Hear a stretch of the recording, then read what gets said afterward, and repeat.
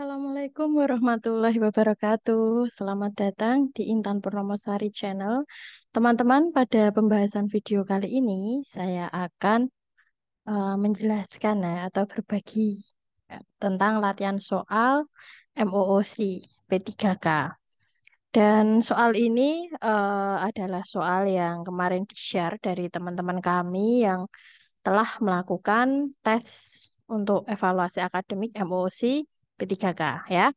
Jangan lupa jika video ini bermanfaat untuk teman-teman semua, tolong di like, komen, dan subscribe ya, serta dibagikan untuk teman-teman yang lain. Terima kasih.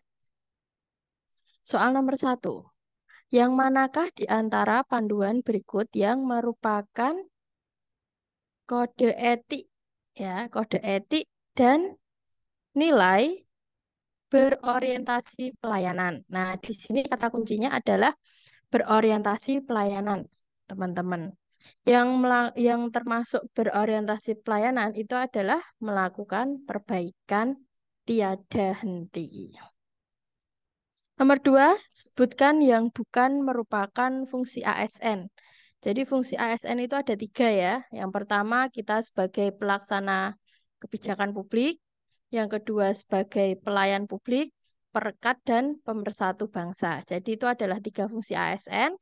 Sehingga yang bukan merupakan fungsi ASN adalah pengawas kegiatan publik. Sehingga jawabannya adalah C.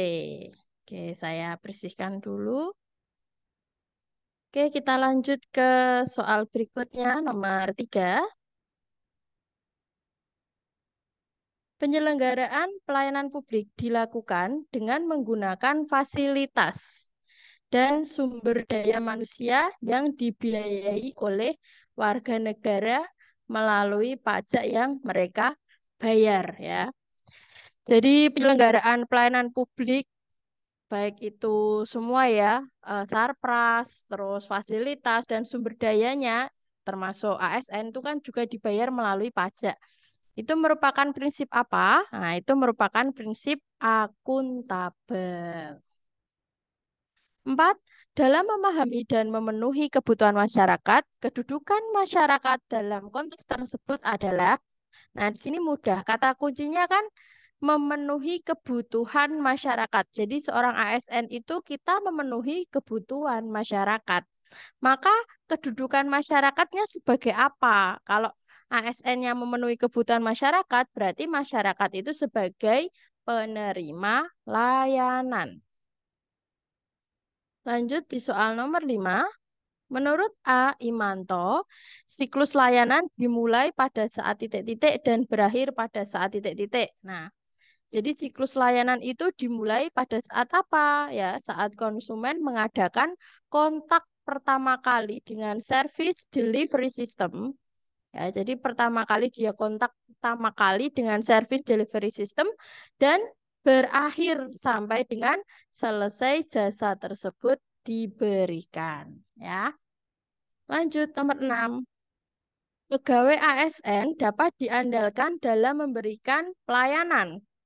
Dicontohkan dengan apa? Pegawai ASN dapat diandalkan. Nah, ciri dari dapat diandalkan itu adalah mampu, akan, dapat, pasti menyelesaikan tugas yang mereka terima dan pelayanan yang diberikan. 7. Undang-Undang Nomor 25 tentang Pelayanan Publik menyebutkan 12 asas pelayanan publik kecuali, berarti yang tidak termasuk asas pelayanan publik yaitu yang kompetitif ya, yang A, kompetitif. 8. Berikut ini termasuk kode etik dari nilai dasar berakhlak kecuali. Nah, berarti di sini yang salah ya. Yang bukan kode etik nilai dasar berakhlak yang mana? Nah, yang salah itu yang D. Loyal kepada atasan. Karena loyal itu harusnya kepada negara ya. 9. Berikut ini termasuk perilaku akuntabilitas yang sesuai dengan konteks core value ASN berakhlak adalah yang mana yang termasuk akuntabilitas ya. Yang termasuk dalam akuntabilitas itu apa? Kemampuan Menggunakan kekayaan barang milik negara secara bertanggung jawab. 10. Akuntabilitas merupakan kontrak antara pemerintah dengan aparat birokrasi dan pemerintah yang diwakili oleh ASN dengan masyarakat. Jadi akuntabilitas itu kontrak antara siapa? Yaitu antara pemerintah dengan aparat birokrasi dan pemerintah yang diwakili oleh ASN dengan masyarakat. Salah satu ciri kontrak tersebut adalah, nah apa cirinya? Cirinya yaitu yang C ya. Akuntabilitas adalah interaksi pertukaran sosial dua arah antara yang menuntut dan yang tanggung jawab. Jawabannya yang C. 11. Berikut tingkatan urutan akuntabilitas. Nah, akuntabilitas itu urutannya dari apa saja? Yang pertama adalah akuntabilitas personal, kemudian individu, kelompok, organisasi, dan stakeholder. Berarti yang B. 12.